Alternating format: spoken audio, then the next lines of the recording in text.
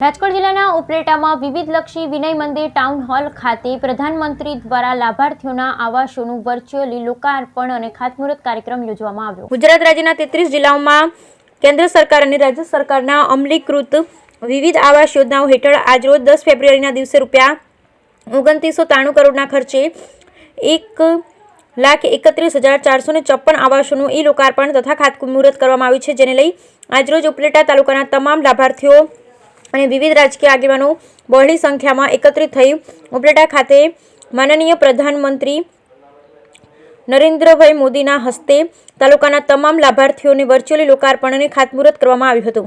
આ કાર્યક્રમમાં તમામ લાભાર્થી તેમના તાલુકાના ગ્રામ્ય વિસ્તારોમાંથી અન્ય આગેવાનો સહિત ધોરાજી ઉપલેટા ધારાસભ્ય, ડેપ્યુટી કલેક્ટર, મામલતદાર, ચીફ ઓફિસર, પોલીસ સ્ટાફ તેમજ ભાજપના આગેવાનો હાજર રહ્યા હતા।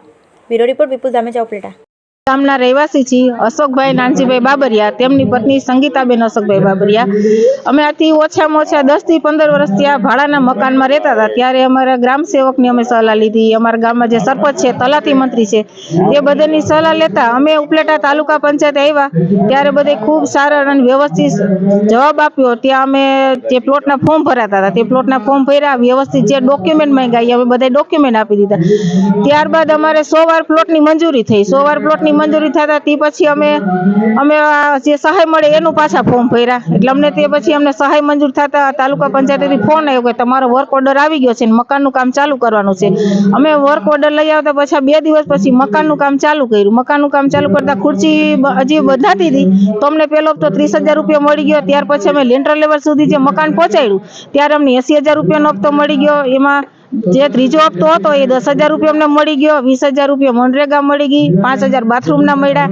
12,000 શૌચાલયના મળ્યા। આમ થતા અમારે ઘરનું ઘર બની ગયું અને તે ઘરમાં અમે સુખ સંપત્તિ અને શાંતિથી રહી છીએ। અને જેમ મારે ઘરનું ઘર બન્યું છે એમ બધા વ્યક્તિને જેને ઘર ન હોય, કોઈ કદાચ ભાડાના મકાનમાં રહેતા હોય કે અથવા કાચા મકાનમાં રહેતા હોય, તેનું પણ સપનું સાકાર થાય તે તરફથી જે આપણા માનનીય વડાપ્રધાન નરેન્દ્રભાઈ મોદી અને મુખ્યમંત્રી ભૂપેન્દ્રભાઈ પટેલનો ખૂબ ખૂબ આભાર। હું વિજયભાઈ વ્રજલાલ મકવાણા, ગામ વટલા કલાવી।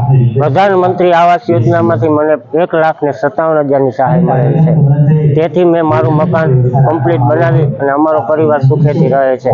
પહેલો હપ્તો મને 30,000નો મળ્યો હતો, બીજો હપ્તો 80,000નો, છેલ્લો ત્રીજો હપ્તો 10,000નો મળ્યો।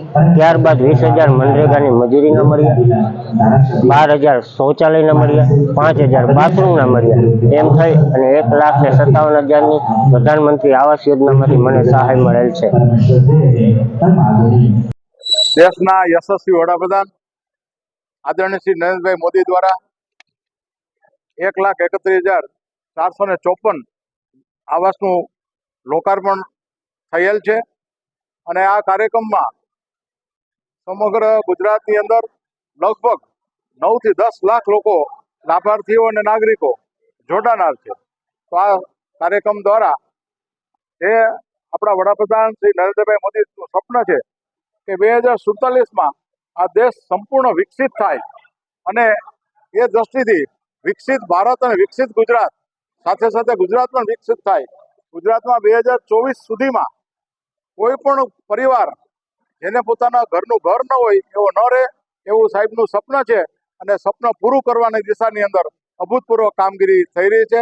આજે તમામ લાભાર્થીઓને જે આવાસો લોકાર્પણ થયેલ છે ને એને આવાસ મળેલ છે એ સૌને હું ખૂબ ખૂબ શુભેચ્છાઓ પાઠવું છું।